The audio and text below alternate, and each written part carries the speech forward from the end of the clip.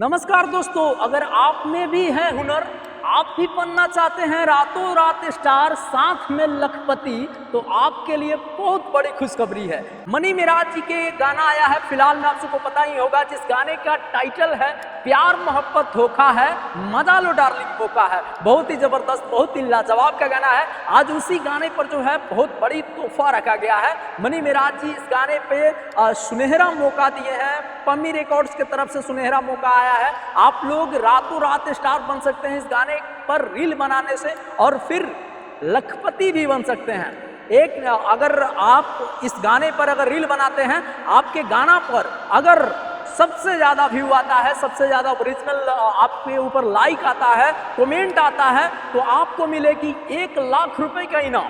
बहुत बड़ी इनाम रखा गया है इस गाने पे। 1,00,000 रुपए की इनाम फर्स्ट वाले को मिलेगा। उसके बाद में जो है सेकंड जो करेंगे उनको मिलने वाला है 70,000 रुपए, और उनके बाद में जो थर्ड करेंगे उनको मिलेगा 50,000 रुपए का इनाम।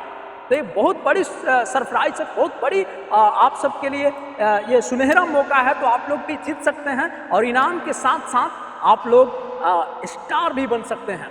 तो आप लोग जाइए, इस गाने पे जो है सुनहरा मौका मिल चुका है, जाइए गर्दा मचा दीजिए, रील बनाइए और साफ एकदम गर्दा मचा दीजिए।